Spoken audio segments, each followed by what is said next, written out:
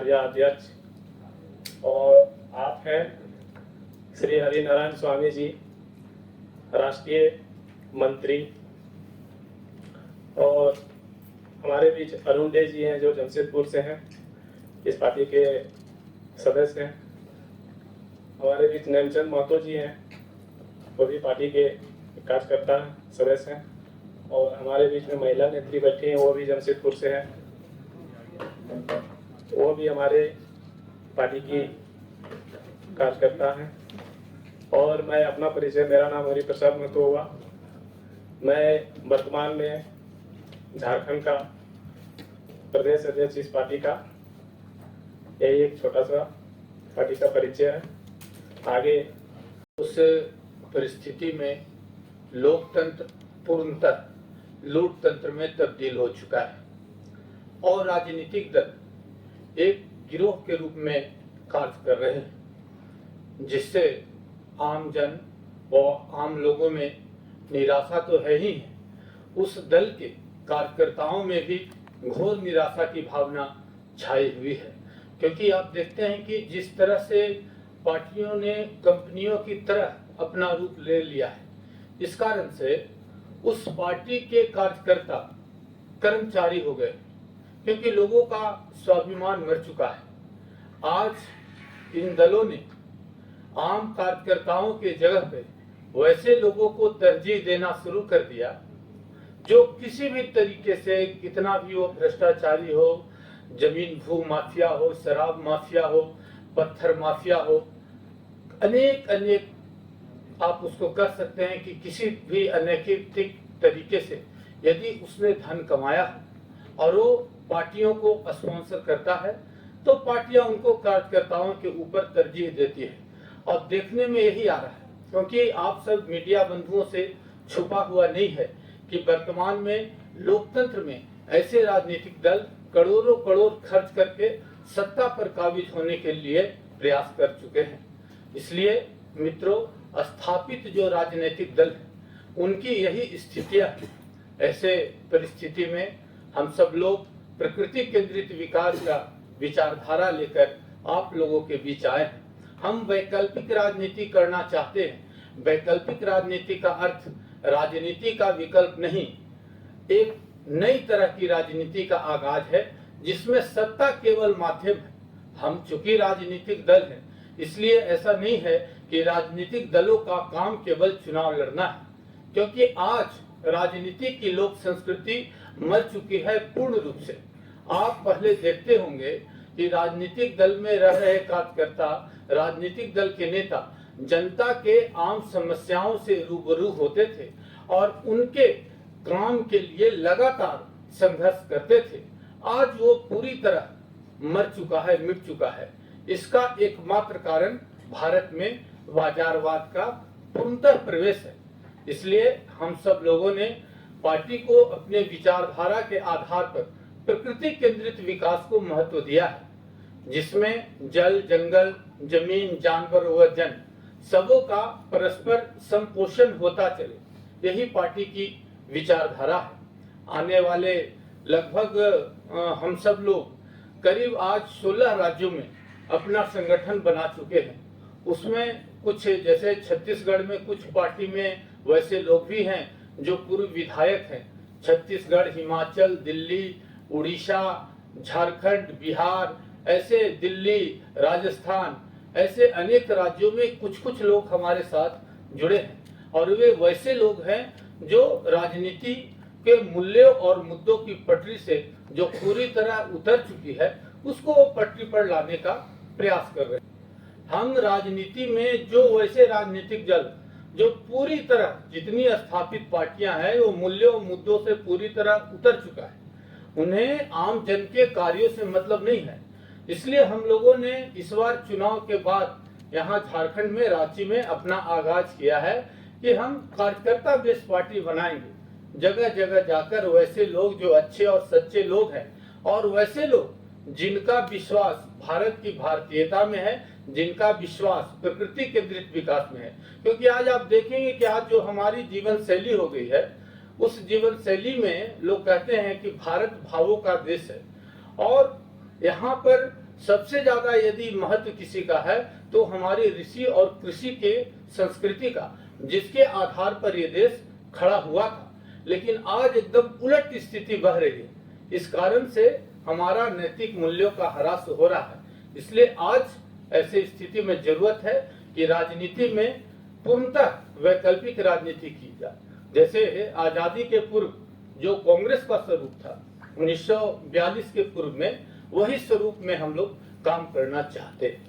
धन्यवाद हरि जी। आपने कहा कि आप राजनीति की दिशा और दशा बदलना चाहते हैं। जो वर्तमान जो दिशा और दशा है उसको आप बदलना चाहते हैं, नई तरह से जो स्वच्छ राजनीति है उस राजनीति के रूप में आप राजनीतिक दल को लाना चाहते हैं। इसलिए एक वैकल्पिक राजनीतिक दल लाने की कोशिश आपकी जारी है। लेकिन उसमें जो सबसे बड़ी बाधा है, जो हिंदुस्तान में राजनीतिक दल जितने भी खड़ी होती है, सबसे पहली बात तो राजनीतिक दल मतलब राज करने की जो नीति है वही राजनीति होती है। तो राज करने की जो नीति है उसमें पैसे चाहिए, मतलब चुनाव, उसकी प्रक्रिया है चुनाव। लोकतांत्रिक जो प्रक्रिया है वह प्रक्रिया चुनाव से होकर के गुजरनी पड़ती है। बगैर उस प्रक्रिया से आप कुछ भी नहीं कर सकते। ये लोकतांत्रिक प्रक्रिया है, संवैधानिक प्रक्रिया है। उस प्रक्रिया के लिए आपको धन बल चाहिए, जो कि बिना भ्रष्टाचार के स्वच्छ तरीके से आप कैसे इकट्ठा करेंगे, उसकी भरपाई आप कैसे करेंगे, उस पर आप प्रकाश डालें। देखिए बंधु, आपने बड़ी अच्छी बात बताई। एक प्रश्न भी उठा था जब श्यामा प्रसाद मुखर्जी जनसंघ बना रहे थे, तो एक पत्रकार ने प्रश्न उनसे पूछा था कि आप राजनीतिक दल क्यों बना रहे हैं। तो उन्होंने कहा था कि राजनीति से भ्रष्टाचार मिटाने के लिए। तो उन्होंने फिर ये पूछा, क्योंकि उस समय इतना धन का बोलबाला नहीं था, लेकिन भ्रष्टाचार का शुरू हो गया था शुरुआती। तो उस पत्रकार ने पूछा कि सत्ता मिलने पर सामान्यतः पार्टियां दल भ्रष्ट हो जाता है, इसकी क्या गारंटी है कि जनसंघ भ्रष्ट नहीं होगी। तो उन्होंने कहा कि इसकी कोई गारंटी नहीं है, ये तो एक गाजे की पुंगी है, बजी तो बजी और नहीं बजी तो तोड़कर हम इसे खा लेंगे। तो फिर उसने पूछा कि ये क्रम कब तक चलेगा। उन्होंने कहा कि जब तक हम राजनीति से इस भ्रष्टाचार को मिटा न ले तब तक ये क्रम चलता रहेगा। और आप देखिए, उसके बाद मूल्यों और मुद्दों पर आधारित जनसंघ ने काम किया। और जैसे पहले की जो राजनीति होती थी उसमें चूंकि उस समय भारतीय जनता पार्टी को, बाद में वो जनता पार्टी की सरकार हुई 74 में मर्ज की जनसंघ, और बाद में वो जनता पार्टी के रूप में लड़ी और फिर भाजपा बनी। तो उस समय एक अच्छा प्रयास हुआ कि हजार रुपए का उन्होंने एक सदस्यता अभियान शुरू किया कि हम 1100 रुपया लेंगे पूर्णकालिक के नाम से। मैंने भी लिया और आपने लिया। और छोटे छोटे चंदे, ये छोटे छोटे व्यापारी दुकान होते थे, उनसे चंदा करने की रणनीति बनाई गई थी जब चुनाव लड़ते थे। एक वो दौर था, उन छोटे छोटे पैसों से वो चुनाव लड़े और लड़कर और जीत कर आए। इसलिए ऐसा नहीं है कि वो चीजें भारत से समाप्त हो गई। आप देखे होंगे कि 144 साल बाद जो पूर्ण महाकुंभ लगा, उसमें स्वतः स्वप्रेरणा से लोग गए। तो भारत भावों का देश है, और एक बार लोगों के लगेगा कि ये आदमी ठीक है, ठीक है, इसकी राजनीति है, तो लोग आएंगे। और आज सैकड़ों की तादाद में लोग जुड़ भी रहे। ये सत्ता की मंजिल से पहुंचने से पहले तक तो हर तरह की दिखावा की जाती है, हर तरह की वैसी कोशिशें की जाती है। लेकिन सत्ता एक ऐसा, ये मतलब समझिए एक महामारी है कि वहाँ पर में पहुँच जाने के बाद में अच्छे से अच्छे लोगों की जो नीयत होती है वो बदल जाती है। जैसे आप जिस समय की बात कर रहे हैं, उस समय में गोविंदाचार्य जी बिहार के प्रभारी थे, और उस समय हुकुमदेव नारायण जी, उन लोगों के साथ मैंने काफ़ी जगह में चटाई पर बैठ करके हम लोगों ने हुकुमदेव नारायण जी, ताराकांत जी, उन लोगों के साथ हम लोगों ने बिताई है। उस समय मैं भाजपा का सदस्य था, सक्रिय सदस्य था उस समय। आज मैं किसी भी पार्टी का सदस्य मैं नहीं हूं, क्योंकि उस समय हमें लगा कि भाजपा देश के हित में चल रही है। जो देश को जो पार्टियां चाहिए उस पार्टी के लिए भाजपा काम कर रही है। लेकिन अब सत्ता पर पहुंच जाने के बाद आपको भी दिख रहा होगा, उस समय में जो हम लोगों ने चटाई पर बैठ करके मीटिंगें किया करते थे, हम लोग के पास पैसे नहीं हुआ करते थे। हम लोग कहीं किसी भी गांव में चले जाते थे, किसी गांव वाले से मांगते थे हमको बैठक करनी है तो एक चटाई चाहिए, और हम लोग उस चटाई पर में बैठ करके, हम लोग ताराकांत जी लोग, हुकुमदेव यादव जी लोग, हम लोग बैठ करके मीटिंगें किया करते थे। उस समय की जो बातें थी, हम लोग कहीं भी किसी भी कार्यकर्ता के घर में खाना खाते थे। आज जो मीटिंगें होती है एसी हॉल में होती है, भाजपा की मीटिंगें बड़े से बड़े एसी हॉल में होती है, जिसमें एक एक मीटिंग में लाखों लाखों खर्चे होती है। हम लोगों के पास तो, हम लोग जब पटना आदमी को ले जाते थे ना, तो बस एक बोरा चूड़ा ले लेते थे, 2-4 किलो गुड़ ले लेते थे और 50-60 आदमी को साथ में लेकर के पटना जाते थे। वैसे हम लोग जाते थे। आज तो एसी गाड़ी, एसी बस में लोग जाया करते हैं। तो आप इस पर में, आप जब, आपको जब वो मंजिल मिल जाएगी तो आप फिर ये उस महामारी से दूर रहें, उसके लिए आप क्या करेंगे? देखिए, ये विषय उसमें भी आया था। जैसे आज एक पार्टियों में परंपरा चल रही है सदस्य बनाने की, मिस कॉल मारो हमारे सदस्य बन जाओ, है ना। कोई भी बलात्कारी, चोर, डकैत, कैसा भी व्यक्ति हो, यदि उसने मिस कॉल मार दिया तो कोई पार्टी हो, भाजपा हो, कांग्रेस हो, आप हो, वो उसका सदस्य बन जाता है। उस समय माननीय दीनदयाल जी इस बात से चिंतित थे। वो चाहते थे कि इस पार्टी में ऐसी वैज्ञानिक कार्य पद्धति बने जिसमें सही लोग बढ़े और गलत लोग छटे।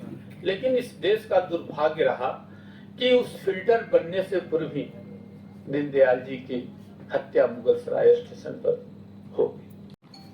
स्वाभिमान पार्टी के राष्ट्रीय कार्याध्यक्ष कौशलेंद्र जी ने अपनी पार्टी से संबंधित बहुत सारी गतिविधियों की चर्चा की।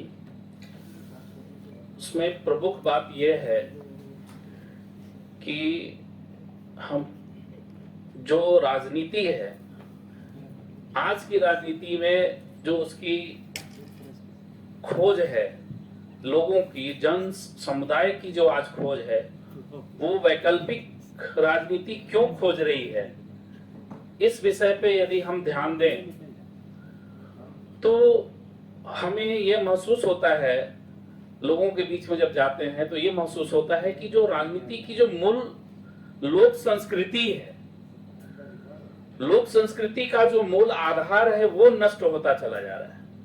उसकी गरिमा धूमिल होती चली जा रही है।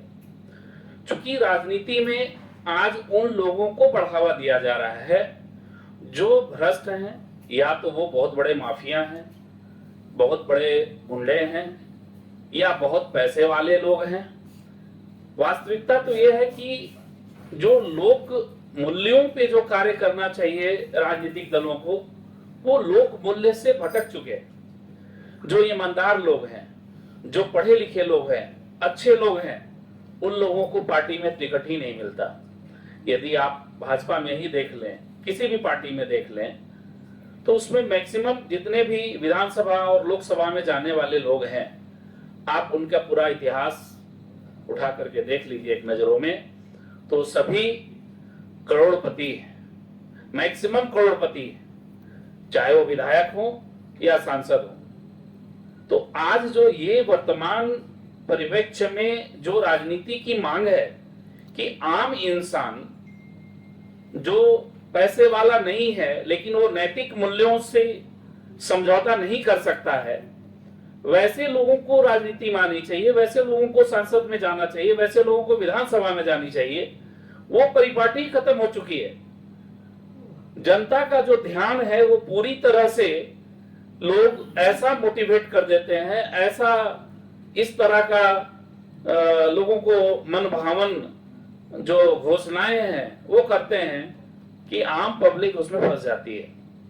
आज इस प्रेस कॉन्फ्रेंस के माध्यम से हम देश के जनता से ये अपील करना चाहते हैं कि वैसे लोगों को ही वैसे उम्मीदवार को वोट दें जो स्वच्छ छवि वाले हों, स्वच्छ छवि वाले हों और समाज में कार्य करने वाले हैं, लोगों के दुख दर्द को देखने वाले हैं, समझने वाले हैं। ऐसे लोगों को ही वो वोट दें। यदि वैसे उम्मीदवार नहीं हैं तो आप नोटा पर आप वोट कीजिए। इससे कभी न कभी परिवर्तन तो आएगा ही आएगा। और आज ये देश की मांग है, ऐसा करने की अत्यंत आवश्यकता है कि हम अपने नैतिक मूल्यों को, अपनी संस्कृति के मूल्यों को खोते जा रहे हैं। ये बहुत दर्द की बात है। जैसा कि कौशलेंद्र जी ने बताया और हमारे एक पत्रकार भाई साहब ने बोला कि मैं पहले भाजपा में था, पहले कैसे कार्य प्रणाली थी, कैसे कार्यशैली थी, वो सारी चीजें तो आज लुप्त प्राय हो गई हैं। मदन मोहन मालवीय जी ने कैसे काम किया, किस तरह से उन्होंने बीएचयू का निर्माण किया। आज जितने भी हमारे पूर्व में महापुरुष हुए जो किसी भी पार्टी से जुड़े नहीं थे, कुछ सामाजिक लोग थे, दीनदयाल जी का नाम कौशलेंद्र जी ने लिया, ये सब ऐसे ऐसे सेवक थे, ऐसे समाज के चरित्रवान सेवक थे जिन्होंने समाज के लिए कुछ किया। आज वो दर्द महसूस होता है कि वैसा कार्य करने वाला कोई समाज सेवक ही नहीं है। हमारे सांसद हैं, हमारे विधायक हैं, उनको मतलब ही नहीं है कि समाज में क्या हो रहा है, हमारे गली मोहल्लों में क्या हो रहा है। आप उनके पास कोई भी अपना बात लेकर के जाएं तो सुनने को तैयार नहीं है। वहां भी भ्रष्टाचार है। आप इतना पैसा दे दो, आप ये कर दो तो आपका कार्य हो जाएगा। क्या है ये? आज हम जनमानस को जागरूक करना चाहते हैं, भोली भाली जनता को, सभी जनता को जागरूक करना चाहते हैं कि आप अब जगो, अब नहीं जगोगे तो कब जगेंगे। ये आपके जागने का समय है और आप ऐसे उम्मीदवार को ही वोट दीजिए, ऐसे उम्मीदवार को ही विधानसभा और लोकसभा में भेजिए जो चरित्र के धनी हैं, वो आपके लिए कार्य कर रहे हो, समाज की सेवा कर रहे हो। तो मैं आप सभी पत्रकार बंधुओं से भी मेरा निवेदन है कि समाज में आप लोग जब जाएं तो आप जनता के बहुत करीबी हैं, आप जनता के सेवक हैं आप, तो उन लोगों को भी, पब्लिक में भी ये विचार लोगों को दीजिए। आज आप अपने ही देख लीजिए झारखंड की जो स्थिति है, विधानसभा में किस तरह के लोग हैं, कैसे लोग हैं और क्या कार्य हो रहा है। आप लोग गली गली मोहल्लों में जाते हैं, एक एक विधायक का आप उसका इतिहास और चरित्र उठा करके देखिए तो आपको स्वयं उत्तर मिल जाएगा। तो हम लोगों को जागरूक करना है, जनता को जागरूक करना है कि ऐसे लोक सेवक को चुनिए जिससे कि आपकी भी प्रगति हो और देश का भी भविष्य उज्जवल हो। PSA लाइव न्यूज से मैं हूं आपके साथ संपादक अशोक कुमार झा। हम फिर मिलेंगे आपसे बेहतरीन और ताजा खबरों के साथ। नमस्कार।